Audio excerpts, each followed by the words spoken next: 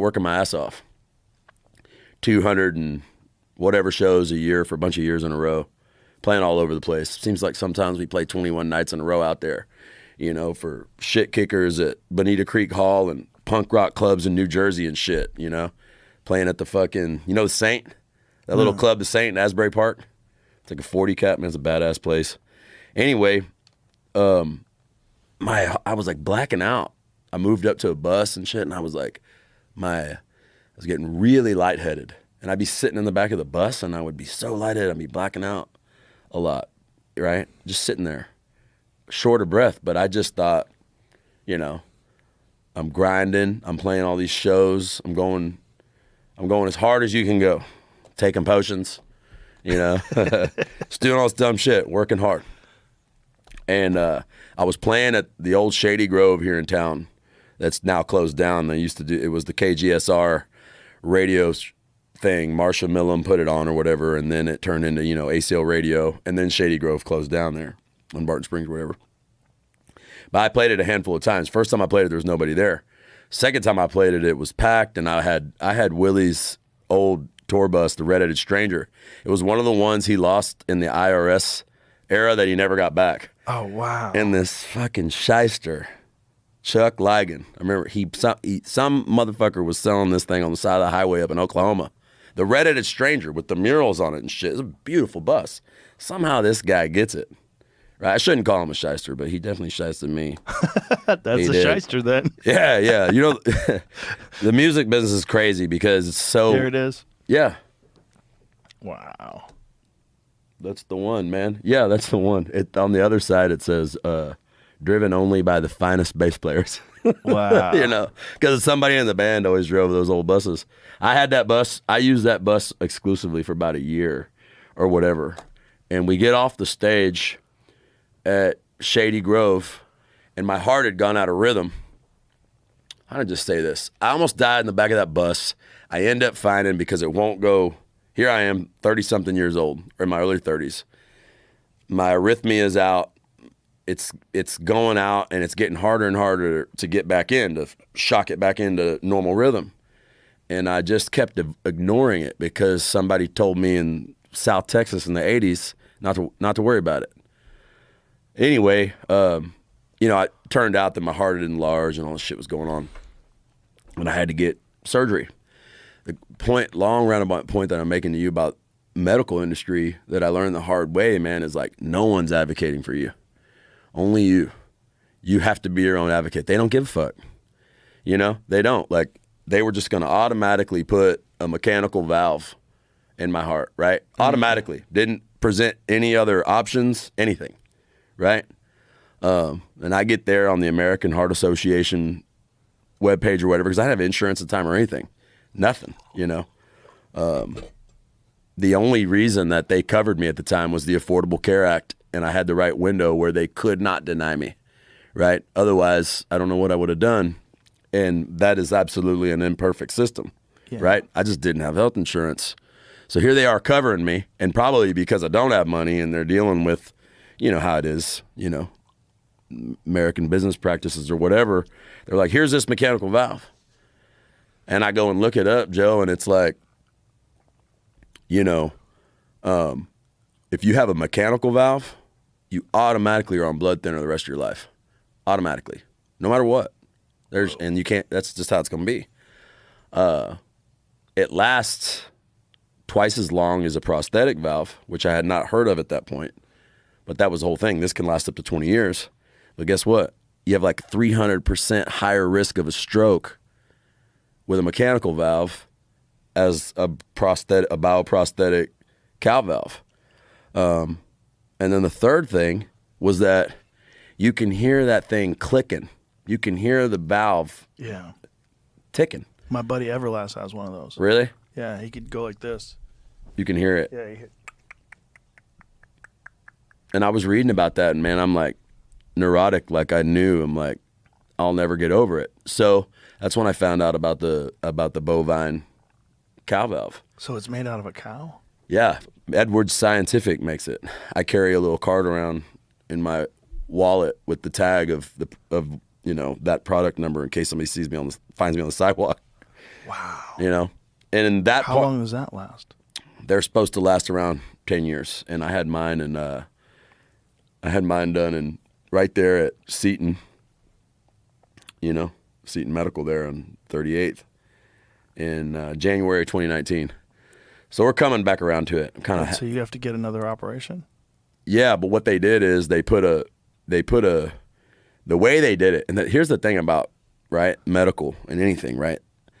The medical industry is, I think, really fucked up and really predatory, totally profit driven, and like, you know, people's health and preventative well-being and all that. I mean, we don't give a fuck about that Right. in this country. You know, I mean, there's no money to be made off of people taking care of themselves and eating right and being preventative and like, Right. you know, there's nothing in that. The part about it that is amazing though, even in the like kind of insanity of all the land of cheap traders, is the technological advancements. Yeah. The technological advancements in the medical field, though not really, you know, available to the common person, they are incredible advancements, right? So it's like they're moving so quickly that by the time I need to get another one, I don't think they'll ever have to cut me open again, because they can like go in through a scope now. Wow. They could do it at that time. It was just more experimental, and they didn't want to do it. They were only doing it on really high risk older patients, you know, but I think it's already kind of gone more mainstream from where when they cut me open to like, if I did it right now, I could probably get around cutting it. You Right. know? So they'll go in through an artery. Yeah. And then what do they have to do to it? Well, so with me, what was happening so I had the Wolff Parkinson's White. I had to get the ablation first before I could deal with aortic valve disease is what it's called. And what it basically is that over your aorta, there's these three valves that sit over the top of your aorta that they look like a Mercedes symbol is what they look like. It's like the best example. It really looks like a Mercedes symbol. And some people, it's a bicuspid or whatever. Some people are born with two of the three fused together or just one missing altogether. And it turned out that I just missing one. It's like a leaky carburetor, you know? Wow. So like as the time goes, that old carburetor in that truck over time, just leaking more and more and more. Wow. You know? And I mean, I just got lucky, man, because I was like in the back of that fucking bus, and there was this lady driving us back then that like was like holding seances and burning sage over the top of me while I was like laying in the back of that bus, like that was gonna heal me. that shit didn't work. And she doesn't drive me anymore. Get yourself a good bus driver. You have to get a good bus driver. You'll never get good sleep. Yeah, because you'd be freaking out. You'd be thinking, what if this person falls asleep? Yeah, there's a lot of them. Especially the late night drives. Oh, man. Ooh, late night drives are scary. That highway starts hypnotizing you. There was this guy, there was a video going around. He drove us around for a little bit. And there was this video passing around the industry. This guy they called Jimbo. It was this bus driver that was like, you know, just a speed freak. And it was like this video of him where he was like on whatever he was on.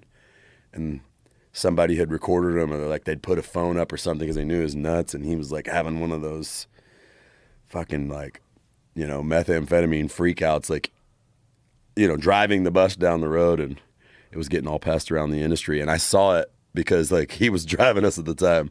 Jeez. I remember we woke up somewhere in New Mexico one morning because we were going on this road all of a sudden. And I get up and I go to the front of the bus, and we're like on some fucking 2-track, you know, caliche fucking dirt road that was like behind a gate in a bus, that bus, right? And I get up there and he's looking all crazy, and the inside door handle of the bus had been pulled off and shit. It was crazy, man. When we got back down here in Texas, man, I never saw it full again. Jesus Christ. Well, you got to think, if you're driving buses all through the night, there's a high likelihood you're on amphetamines. Yeah, exactly. High likelihood. Yeah. It's, for the business, it's Yeah. like probably the best way to stay awake. Oh, no doubt about it. Yeah. Yeah. And then obviously that shit's very addictive. Mm-hmm. And you need it. This band has to get to Cincinnati. Yeah. They got to get to Cincinnati. It's an 8-hour drive. There's only one way to do it. We got to drive through the night. And that's why all the old performers were all on pills, and they were getting prescribed. I mean, you know, and they were getting prescribed that shit by the doctor, Yeah. you know. Oh yeah. Does this give you a greater appreciation for life, the value of life, like knowing you almost lost it? Yeah. Oh yeah. Yeah. I don't know. I hadn't thought about immediately after that. Started thinking about my mortality. You know, Yeah. I hadn't really thought about it before. You know. Of course, everybody feels invulnerable when you're young, Yeah. especially if you're young and you're living that wild, transient, moving around, no roots. When I was in my 20s, I guess I really, looking back now, I was like, man, I was young. Like, I thought I could live like that forever. I thought I could live hand in mouth and, sleep in people's pastures and, you know, do the gentleman hobo thing forever. But, I was 26. There's something romantic about that too, right? Yeah. Oh, I loved it. I wouldn't take it back, man. I mean, like, I believe that, I think mental slavery is something that is real. But so much of it is us. Like, we do it to ourselves, Yeah. And so that's what I was going to say about Chomsky. I haven't kept up with him in years. But I remember something he said a long time ago that stuck with me, where he was talking about like American, consumerism over the last 100 years. It really kind of illuminated my kind of mind. He was like, there are people working really, really, really hard to eliminate your sense of purpose for the explicit goal of making you a more efficient consumer, right? All human beings live for and desire a life of purpose. Yeah. Purpose. It doesn't matter what it is, something that you can dedicate yourself to, the 10,000 hours, the 10 years. It can be, anything, wood making, or your buddy with this ancient tooth that he's carving into this beautiful piece of art, or whatever it is, Yeah. I don't know. I guess it's like a heavy thing, but I kind of realized when I became a transient that a lot of who I was like this amalgamation of a bunch of people just trying to fucking sell me products, 90s radio just blasting my brain as a kid, right? Like programming that, like, it's like so much programming is so hard for me to watch because that it's only a vehicle for the commercials. Right. Right? Right. So whenever I'm watching something, and as soon as I think that it's not that good, I can't stop thinking about like, well, this is just a vehicle for me to fucking, think I need whatever the fuck they're selling. Yeah. So I feel like I killed like a lot of the false version of me that I was becoming, that I only realized when I walked away from Crystal City. You know what I mean? Mm-hmm. And then I could, and then I really started becoming, me. That's when I really started becoming me. A lot of people are prisoners to that their whole life because the only value they place is in how much stuff they're able to acquire. That's the only value that they see in life. They look at numbers on a ledger, so they look at numbers in their bank account, and they look at the stuff they're willing to acquire or that they're able to acquire. Right. And that's their only measure of success in this life. Yeah, the very definition of the word rich has changed so much over the last 100 years. It's kind of moved entire. It really richness wasn't a material idea, but it. What did it used to be? Richness of life, fullness of life. Right. Fulfillment. Purpose. Health. Yeah. Community. Family. Yeah. Yeah. Friends. Yeah. Real life. But so many people, they forego all that. Well, They'll throw everything out the window just for the numbers. For numbers, and they think they're successful. I mean, it's the way that it's being run, you know, like, I mean, there's no such thing as a free lunch, you know? All this free social media shit ain't free. No. You know? You give up your attention. Your attention's very, very everything. valuable. Your data, Privacy. and your attention. Yeah, your privacy. The transparent society. Yeah. But man, like, you know, y'all pulled up that AI stuff. I remember, I won't tell you the whole thing, but I was playing on the street in Europe when I was younger. I'd met a guy down on the Lower East Side. He's a Danish jazz singer. And he would show up over in the States a couple times a year.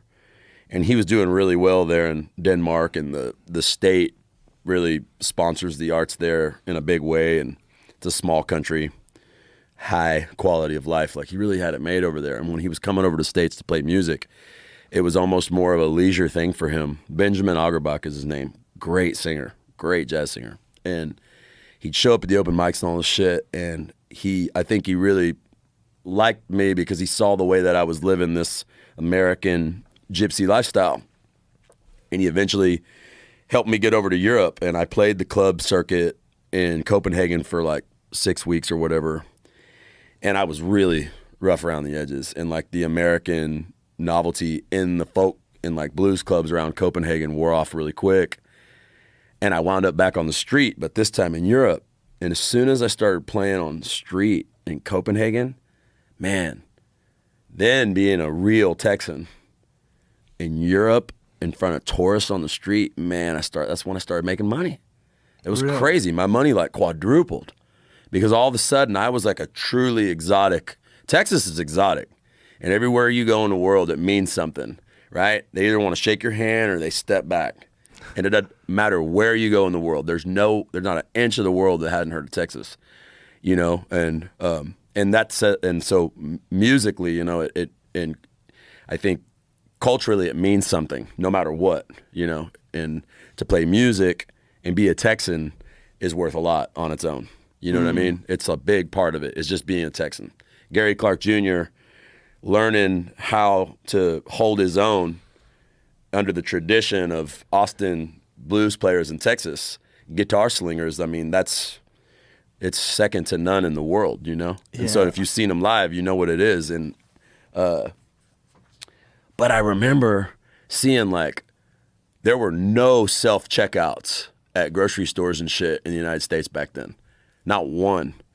And then I ended up down in France because it was getting cold in Copenhagen, and I had like 200 or 300 kroner left, and I put it all on a bus ticket to Paris because it was my mama's favorite city, and I grew up quite a bit in Louisiana, having some of that French heritage, and I went down there. I'm glad I didn't think about it, man, because the language barrier was really difficult, and I didn't really realize it till I was pulling into the city, you know. And actually, there was an Algerian guy who spoke English that was like, man, go to Montmartre, go to Les Sacré-Cœur, that's where the tourists are, or whatever.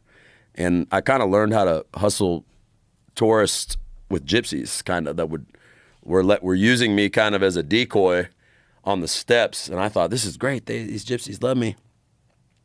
And I'm sitting there playing. And while I'm playing, I realized that I'm just a distraction while they're pickpocketing these tourists. It was a good trick. Of course, I didn't say anything. Also, I didn't stick with them too much. But like the automation thing, you know, Europe is way ahead of us on all of that, because in a lot of ways, America, when you try to like analyze America against Europe and these countries over there, like in some ways it's similar, but we're more similar to Latin or South America in a lot of ways with just how big the country is, you know, and you know,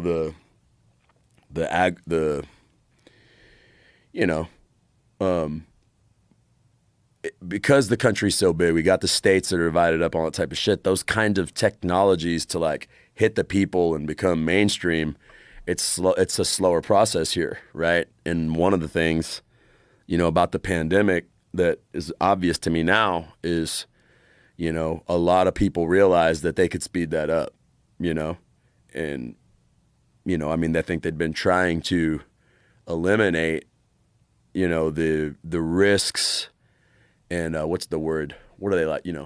Externalizing cost, right? Once, like, how do we get these machines in here and these people out?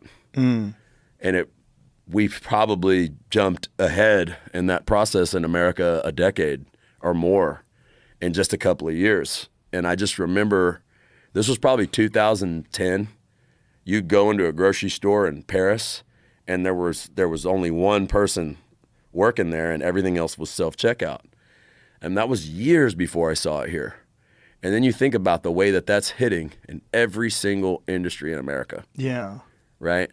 Well, it's so easy for people to be completely disconnected from other people now.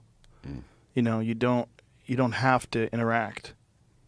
You know, and that's part of it. And if they don't have to pay people, they can maximize their profits. And then it becomes a very impersonal experience.